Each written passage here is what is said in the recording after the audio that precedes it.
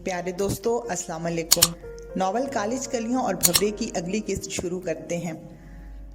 कायरीन, जैसा कि आप जानते हैं, ये नॉवल लाहौर के उस दौर का है जब पाकिस्तान में मोबाइल फ़ोन सर्विस मौजूद नहीं थी। कायरीन की सहूलत के लिए अब इस तहरीर को यूट्यूब की शक्ल में पेश किया जाता है। उम्मीद है कमज़ोरियों के बावजूद पसंद आएगा। हंजला बोला, नहीं ऐसी तो कोई बात नहीं, मुझे एक ज़रूरी बात याद आ गई है। उधर चक्कर लगाऊं, वापसी पर तुमसे बात करता हूँ।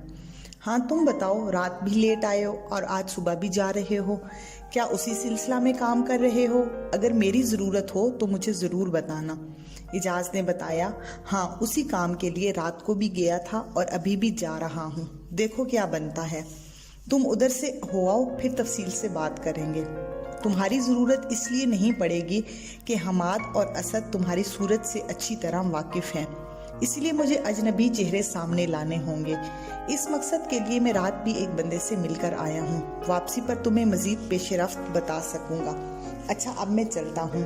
ये कहकर इजाज़ रुखसत हो गया और हंजला अपनी मोटरसाइकिल लेकर अपने मास्टर साहिब के घर की तरफ चल पड़ा। रास्ते में उसको दो दस्तानों की अदम मौजूदगी में शदीद सर्दी का एहसास हो रहा था।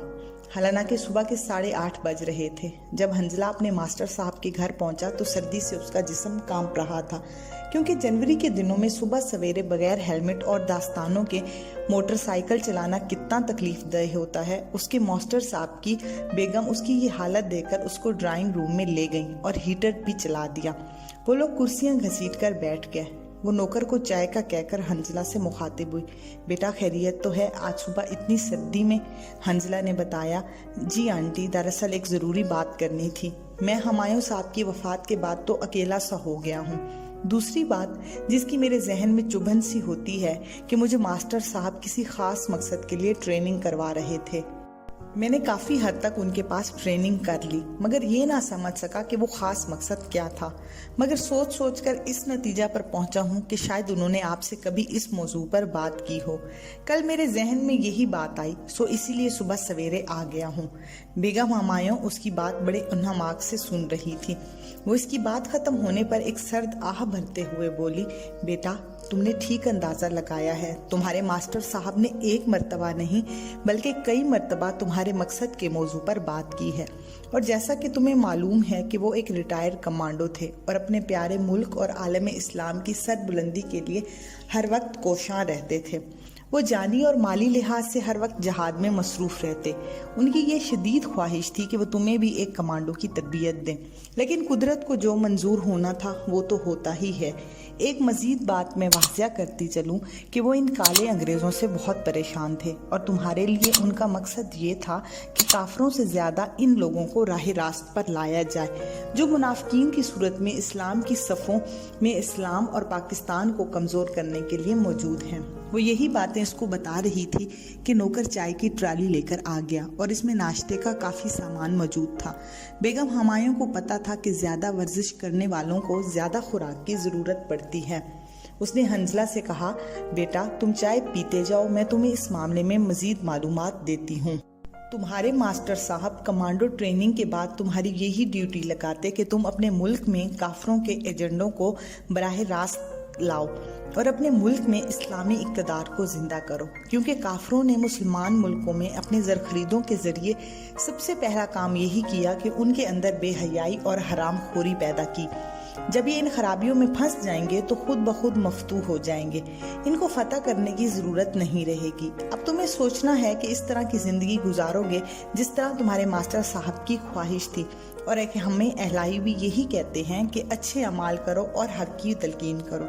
तुम्हारे पास अपनी सूझबूझ है, तुम सोचो और फैसला करो और हक की बात करो।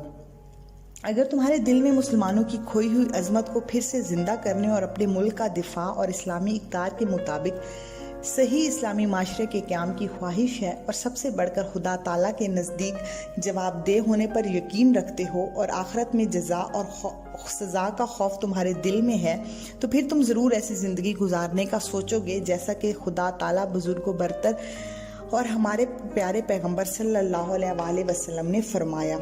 बेगम हुमायूं बातें करती जा रही थी और हंजला नाश्ता के साथ साथ उनकी बातें भी गौर से सुन रहा था।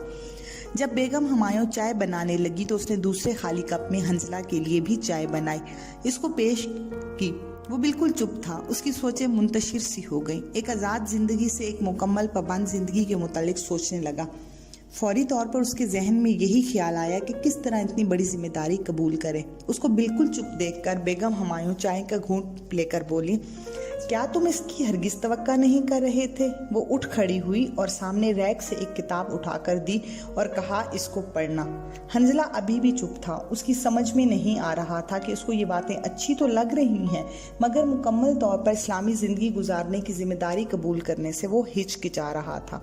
फिर जहनी तौर पर फैसला करने के लिए किसी हद तक तैयार हुआ। फिर उसने कहा, आंटी, मैं सोचकर आपको जवाब दूंगा। वैसे इंशाल्लाह मैं अपने मास्टर साहब की ख्वाहिश का एहतराम करूंगा। मुझे कुछ वक्त दरकार है, ज़हनी तौर पर खुद को मुकम्मल तैयार कर सकूं। फिर उसने घड़ी पर वक्त देखा और जाने की इजाज़त चाही। बेगम हुमायूं उसको गेट तक छोड़ने आई। हंजला वापस हॉस्टल पहुंचा और कॉलेज जाने के लिए किताबें उठाकर चल दिया। उसका जहन सोचों में गुम था। वो अपनी ज़िंदगी को किस तरह नए रास्ते पर डाल दे, वो यही सोचता हुआ कॉलेज पहुंचा। उस वक्त तीसरा पीरियड ख़त्म होने वाला था। वो कुछ देर राहदारी में खड़ा होकर पीरियड ख़त्म होने का इंतज़ार करता रहा। चंद मिनट में पीरियड ख़त्म हुआ और प्रोफेसर साहब क्लास से चले गए। फिर हंजला क्लास में दाखिल हुआ और पीछे बेंच पर जाकर बैठ गया। चौथे पीरियड के प्रोफेसर अभी नहीं आए थे।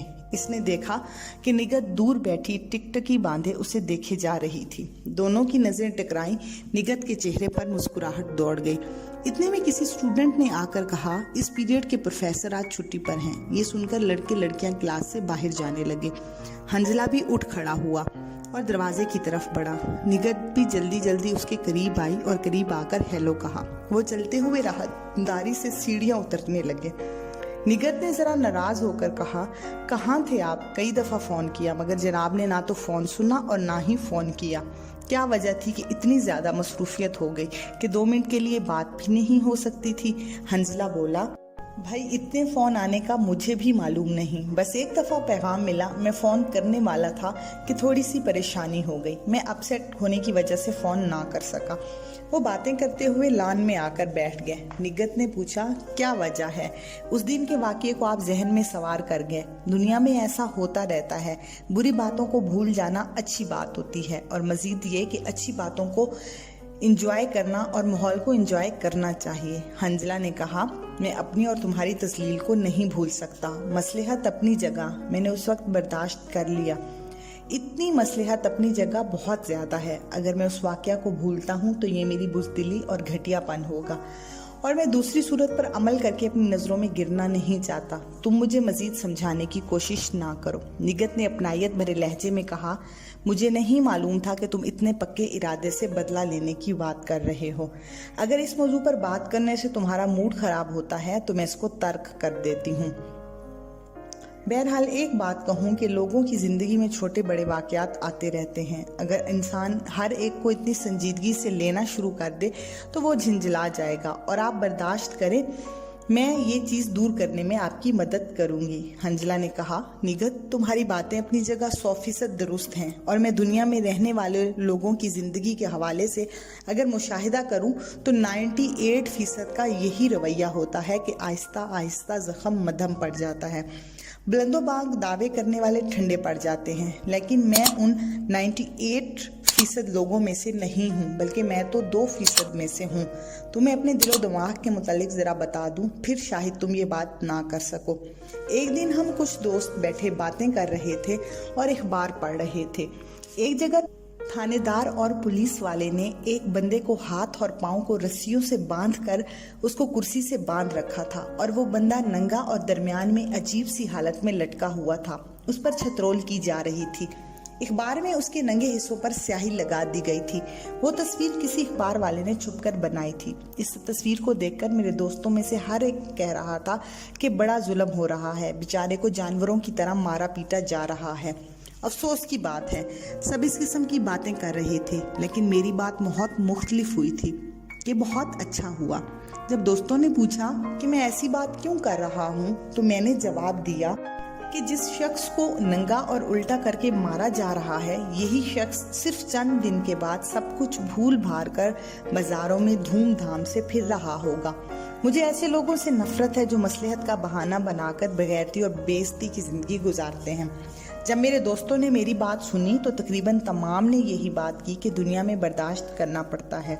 तो मैंने उनको जवाब दिया कि जब एक इंसान किसी की एक हद तक बेइज्जती करता है जिससे खदशा पैदा हो कि वो जहनी तौर पर डिस्टर्ब हो, इसको कत्ल कर सकता है।